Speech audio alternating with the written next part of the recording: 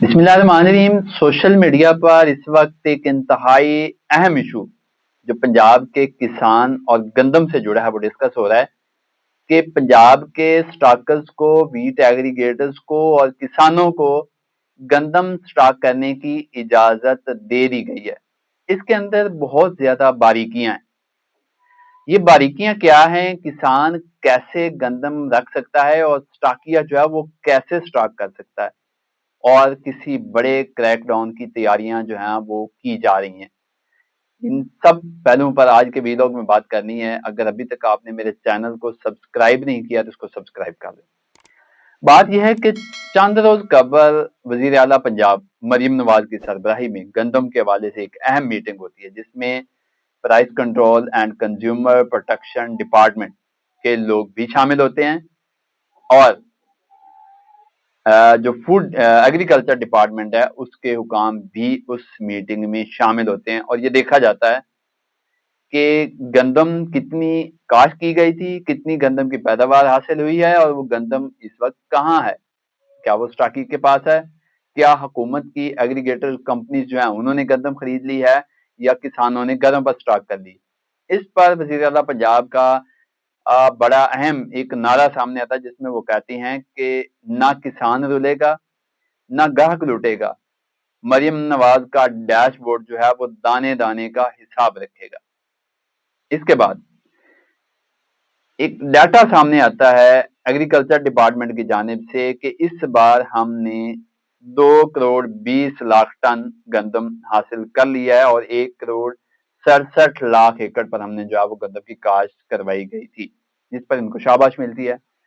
कि हमने bumper crop जो है वो गंदम की हासिल कर ली है। अब मरियम नवाज का जो पोर्टल है वो एआई बेस्ड बताया जा रहा है कि उसको हर चीज का पता है कि गंदम किसके पास कितनी पड़ी है और किस किस ने गंदम कहाँ कहाँ रखी हुई है। गंदम की तलब, गंदम की रसद की मुकम्मल मॉनिटरिंग की जा रही है रोजाना की बुनियाद पर कि किसने कितनी गंदम खरीदी, कितनी बेची और कितना स्टॉक उसके पास बाकी है। इसमें यह कहा गया है मीटिंग में कि लाइसेंस याफ्ता एग्रीगेटर्स और स्टॉकर्स को गंदम स्टॉक करने की इजाजत है। ये इजाजत किन शराइत पर है, ये बरीक बीनी यहाँ पर है। मैं आपको आगे चलकर इसको बताता हूँ कि ये मामला असल में है क्या, और कानूनी तौर पर ये दोनों गंदम स्टॉक कर सकते हैं। ये भी कहा गया है कि जिन एग्रीगेटर्स, स्टॉकिस्ट और किसानों के पास गंदम पड़ी है वो 2 हफ्ते के अंदर अंदर अपना स्टॉक जो है वो डिक्लेयर करें। अगर 2 हफ्तों में वो अपना स्टॉक डिक्लेयर नहीं करेंगे तो उनके खिलाफ कानूनी कार्रवाई की जाएगी और एंटी होर्डिंग एक्ट वो हरकत में आएगा और लोगों के खिलाफ पर्चे भी हो सकते हैं, गिरफ्तारियां भी हो सकती हैं कानून के मुताबिक। इसमें एग्रीगेटर्स, फ्लोर मिलर्स, स्टॉकर्स, आड़ती वगैरह और किसानों को ये सहूलत दी गई है कि वो गंदम स्टॉक कर सकते हैं। साथ में मरियम नवाज साहबा ये भी कहती हैं कि किसी सूरत भी रोटी और नान की कीमत जो है वो नहीं बढ़ने दी जाएगी और सप्लाई चेन और स्टॉक जो है उसको मुकम्मल तौर पर मॉनिटर किया जाएगा। अब एक तरफ तो वजीर आला साहबा ये कहती हैं कि हम जो है वो नान और रोटी की कीमत नहीं बढ़ने देंगे, और दूसरी जानिब गंदम का रेट जो है वो इस वक्त मार्केट में बेलगाम है। हुकूमत की जानिब से 3500 रुपये ऐलान किया गया था, लेकिन मार्केट में इस वक्त गंदम जो है वो 4000 को टच कर रही है। जब गंदम का रेट सरकारी तौर पर 3000 था तो मार्केट में लाहौर के अंदर रोटी का रेट जो है वो 14 रुपये डिक्लेयर किया गया था। अब गंदम का रेट 3500 रुपये सरकारी डिक्लेयर किया गया, तो इन हालात में 14-15 रुपए रोटी बेचना जो है वो बिल्कुल भी किसी के लिए एक्सेप्टेबल नहीं होगा। अब ये जो खुशखबरी सुनाई जा रही है कि गंदम स्टॉक करने की इजाजत मिल गई है, इसके हकायक जो है वो बिल्कुल बरअक्स हैं। व्हीट एग्रीगेटर्स की बात हुई, वो तो हुकूमत की जो है वो कंपनीज हैं, वो तो तमाम फॉर्मेलिटीज पूरी कर चुकी हैं और उनको तो मुकम्मल इजाजत है कि वो गंदम स्टॉक कर सकती हैं। लेकिन मसला यह है पंजाब में कि किसान ने उनको गंदम फरोख्त नहीं की और अब हुकूमत जो है یہ پیرا فورس اور فوڈ ڈپارٹمنٹ کی کارروائیوں سے ان کے جو اہداف ہے وہ حاصل کروا رہی ہے۔ کریک ڈاؤن جاری ہے، لیکن خبر یہ آئی ہے کہ عید کے بعد اس کریک ڈاؤن کو جو ہے وہ تیز کر دیا جائے گا۔ اب میں آپ کو بتا دوں کہ جو ایگریگیٹرز ہیں، سٹاکرز ہیں، فلور ملرز ہیں، وہ کیسے سٹاک کر سکتے ہیں، اس کے لیے شرائط کیا ہیں؟ شرائط یہ ہیں کہ ایک تو جی آپ کے پاس فوڈ گرین لائسنس، یہ فوڈ ڈپارٹمنٹ جاری کرتا تھا، ڈسٹرکٹ فوڈ کنٹرولر جو ہے وہ ہونا ضروری ہے، لیکن اب اس وقت یہ فوڈ گرین لائسنس پر پابندی ہے اور یہ جاری نہیں ہو رہا ہے۔ کوئی بھی وہ شخص جو ابھی اس بزنس میں آنا چاہتا ہے، گندم سٹاک کرنا چاہتا ہے، اس کے پاس لائسنس کی سہولت نہیں ہوگی، کیونکہ لائسنس مل نہیں رہا، اس لیے وہ گندم سٹاک نہیں کر سکتا۔ لائسنس ہولڈرز کو یہ مکمل اجازت دی گئی ہے۔ اس کا مطلب یہی ہے کہ لائسنس ہولڈر وہی لوگ ہو سکتے ہیں جن کے پاس پہلے سے یہ فوڈ گرین کا لائسنس ہے۔ اس کے علاوہ نہ صرف یہ لازم ہے کہ اس کے پاس فوڈ گرین کا لائسنس ہو، بلکہ فوڈ ڈپارٹمنٹ کا جو پورٹل ہے اس پر بھی اسے جانا پڑے گا، اپنے آپ کو رجسٹر کرنا پڑے گا، اور تمام جو ریکارڈ ہے وہ ڈیلی بیسس پہ مینٹین کرنا پڑے گا کہ اس نے کتنی گندم خریدی، کتنی اس نے بیچی،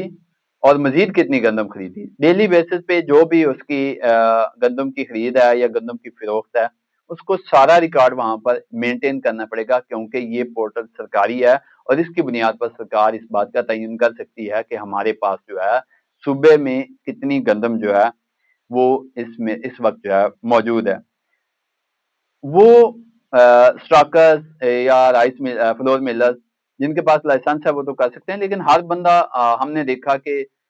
رائس مل والا جو ہے وہ بھی گندم سٹاک کر رہا ہے، کاٹن مل والا جو ہے وہ بھی گندم سٹاک کر رہا ہے، تو اس کی قطعاً اجازت نہیں ہے۔ سٹاک کرنے کے لیے بھی مختلف شرائط ہیں، دو بڑی شرائط ہیں۔ ایک تو یہ ہے کہ آپ کے پاس فوڈ گرین لائسنس ہونا چاہیے، دوسری اہم شرط یہ ہے کہ آپ کو فوڈ ڈپارٹمنٹ کے پورٹل کے ساتھ ڈیلی بیسس پہ وہ چیزیں اپڈیٹ کرنا ہوں گی۔ ایسا نہیں ہے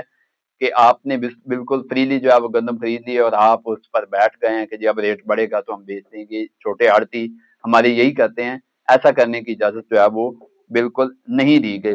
اچھا، اب معاملہ آتا ہے کہ کسان کیسے گندم سٹاک کر سکتا ہے۔ کسان کو اپنے گھر میں گندم سٹاک کرنے کی اجازت دے دی گئی ہے، یہ بات ٹھیک ہے، لیکن ہمارے ہاں یہ بھی ہوتا ہے کہ آڑتی جو ہے وہ کسان کے ذریعے گندم سٹاک کروا لیتا ہے۔ اس پر کڑا چیک رکھنے کا جو ہے وہ فیصلہ کیا گیا ہے۔ اگر ایک کسان جس کی 5 ایکڑ گندم تھی، اس کی گرداوری کے مطابق گرداوری کو بیس کیا جائے گا، اگر 5 ایکڑ اس کی گندم تھی تو گرداوری یہ بول رہی ہے کہ اس نے 5 ایکڑ گندم کاشت کی تھی، تو اس حساب سے 40 من کے حساب سے وہ 200 من جو ہے وہ سٹاک کر سکتا ہے۔ یہ نہیں ہے کہ اس نے 5 ایکڑ گندم کاشت کی تھی اور اس نے اپنے گھر پہ 1000 من جو ہے وہ گندم سٹاک کیا ہوا ہے، تو ایسے کسان کے خلاف بھی کارروائی عمل میں لائی جا سکے گی اور اینٹی ہورڈنگ ایکٹ کے تحت گندم ضبط بھی کی جا سکتی ہے،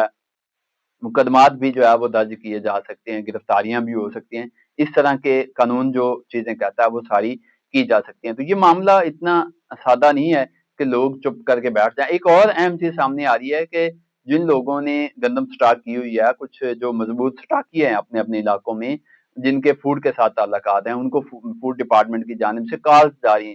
کہ آپ یہ اپنی گندم جو ہے اس کو نکالیں، اس کو بیچیں، اگر آپ نے نہ بیچی تو ہم پیرا فورس کو ساتھ لے کر کارروائی کریں گے اور وہ آپ کی گندم جو ہے وہ ہم ضبط کر لیں گے۔ اس لیے جب یہ کارروائیاں سامنے آ رہی ہیں تو بہت سارے جو سٹاکسٹ تھے جن کے پاس گرین لائسنس بھی نہیں ہے اور وہ پورٹل پہ بھی نہیں جانا چاہتے، اب نیا لائسنس تو جاری نہیں ہو سکتا، تو جب یہ سی ایم صاحبہ کی جانب سے یہ چیزیں سامنے آئیں تو نیچے جو مشینری ہے وہ فوڈ ڈپارٹمنٹ ہے وہ سارا ایکٹیو ہے، اور گندم جو ہے وہ گھروں سے اور جو سٹاکسٹ ہیں ان سے نکلنا شروع ہو گئی ہے، آڑتیوں کے ہاتھوں سے نکلنا شروع ہو گئی ہے، اور گندم جو ایگریگیٹرز کے ٹارگٹ پورے نہیں ہو رہے تھے، گندم اس طرف جانا شروع ہو گئی ہے، یا فلور ملز کے پاس جائے گی۔ فلور ملز جو ہیں ان کے پاس پورا ریکارڈ ہوتا ہے، ان کے پاس گرین لائسنس بھی ہوتا ہے، وہ پورٹل پر بھی ہوتی ہیں، وہ سارا کچھ ڈکلیئر کرتی ہیں۔ تو اب حالات اس طرف جا رہے ہیں کہ آنے والے یہ عید کے فوری بعد جو ہے یہ جتنی گندم اضافی لوگوں کے گھروں میں پڑی ہے وہ نکلے گی، سٹاکی کے پاس جو گندم پڑی ہے وہ نکلے گی، اور یہ ساری چیزیں کرنے کے بعد وزیر اعلیٰ کا بیان یہ ہے کہ گندم کا آئیڈیا ہو جائے گا اور ہم نے روٹی اور نان کی قیمتیں جو ہیں وہ ہر صورت میں مستحکم رکھنی ہیں۔ مجھے دیجیے اجازت، اللہ حافظ۔